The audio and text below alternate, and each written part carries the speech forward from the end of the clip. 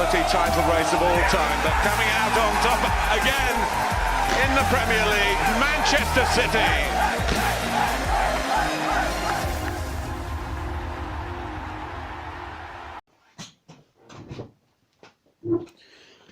Oh God, if there's one thing I need to change this decade, this year preferably, it's these fucking chairs. Jesus Christ. Hello guys, how are you getting on? My name is Aaron Kelly and you're welcome back to another episode of the Premier League Verdict. Happy New Year's to you and happy new decade to you. It's 2020 now. It feels fucking weird to be moving into a brand new decade, but exciting nonetheless. I hope you all had a good and safe New Year's Eve and are well enough this morning to watch an Aaron Kelly video, because like what else would you be doing on New Year's Day of a new decade? I mean, I can't think of anything, to be perfectly honest. Welcome back to another episode of The Verdict. Chelsea have just started off the new decade with a 1-1 draw with Brighton and Hove Albion at the Amex Stadium. On paper, it's not a terrible result. Certainly could have been better when you look at the game and when you look at the teams on paper. It could have been better. But Brighton are in decent form, especially at home. They beat Bournemouth at home by 2-0 last time out. And Chelsea's away form is pretty good this season, so it's fair to say something had to give in terms of the form and all that kind of crack. Both sides, obviously, off the back of big wins. And Brighton, for the most part, it's quite often a difficult enough place to go. But I wasn't too worried going into this game. I kind of thought Chelsea's away form is good enough to see us through, and we had an absolutely rip-roaring excellent start when Cesar Azpilicueta tapped us in front with only 10 minutes gone. Really up until the half-an-hour point and kind of 35 minutes in and around that point, we really did dominate, but for the last 10 minutes of the game, really, Brighton really came into their own, and that's kind of how it went in the second half as well. Their passing was a lot more crisp in the final kind of knock-ins of the game. Trossard and Mopai and Johan Bash, when he came on, we're all having a little bit of joy, more so towards the end of the game. I don't know if that's a question down to Chelsea's fitness, but Chelsea were better at the start of the second half as well. Brighton made a brave change, Graham Potter bringing on Aaron Connolly for Bissouma, so it was more like an extra striker at half time. I thought he would make that change at some stage. I just didn't really expect him to make it at half time. Connolly came on and he made a really big difference for Brighton, as he has done this season when he's played.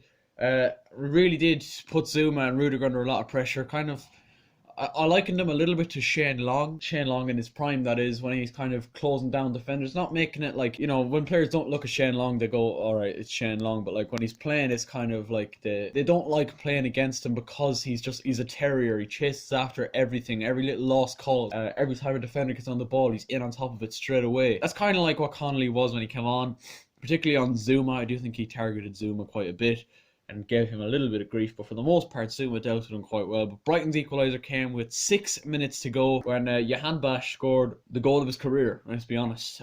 He scored last week, or a few days ago rather, against Bournemouth, his first goal, and his second goal coming with incredible circumstances, really, from a corner and a bicycle kick of, I mean, it's a brilliant finish. You got to hand it to Johan Bash. You don't expect to see it from him, and it's an absolutely ridiculous bicycle kick.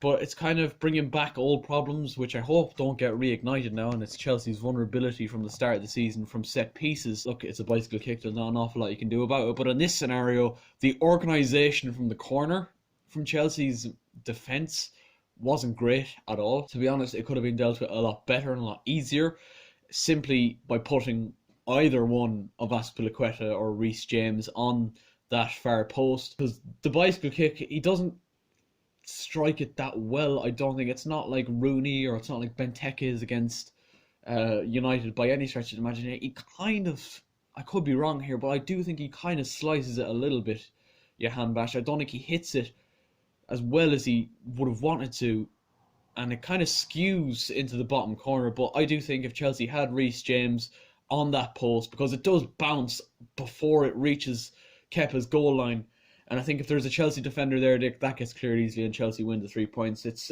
not exactly a game where I feel like, oh, well, I mean, I'm so fucking annoyed about that.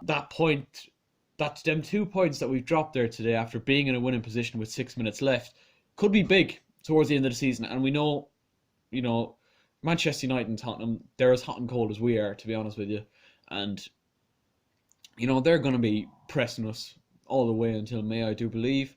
and you can never write off Wolves and Sheffield United this season either. So they're all going to be here and around us for the remainder of the season, and we just got to accept that, concentrate on our own performances, and getting the results we need to be in the position that we need to be in. I do think it was kind of a game where Chelsea dominated the first half of both halves, and Brighton dominated the second half of both halves. And as I said, it could be down to the amount of fixtures we are playing, and it doesn't get any easier from here, to be honest. Like, we've a couple of home games coming up now. We've got Nottingham Forest in the FA Cup, which I'd imagine Frank will play, a weakened team, and a lot of the young lads that haven't featured for Chelsea that much this season, the likes of Lamptey, Billy Gilmore, a lot of them will probably feature against Nottingham Forest. I would imagine Willie Caballero as well. There will be a few experienced heads in there. Burnley then at home after that, and then Newcastle away. So those are the next 3 games for Chelsea.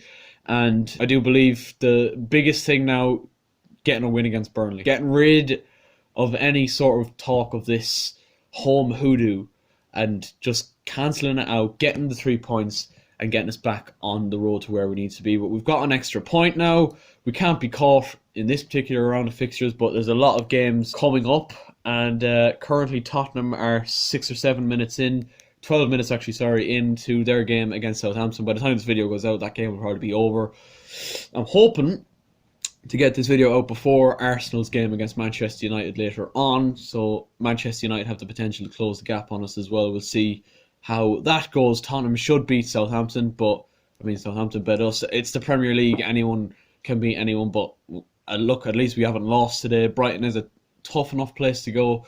The goal, yes, it's frustrating, but we can't lose the head with it. We need to just keep the heads up and move forward. A very preventable goal, and frustrating that we haven't been able to get the 3 points, yes, but at least we haven't lost, because there's been a few of them games recently. Now they've all been at home against the likes of Bournemouth, West Ham and Southampton, where we have lost against teams that, you know, bottom half teams that we should be winning against. But yeah, Burnley next, and hopefully a 3 points there, which will keep us nice and moving in the right direction is what I'm trying to say.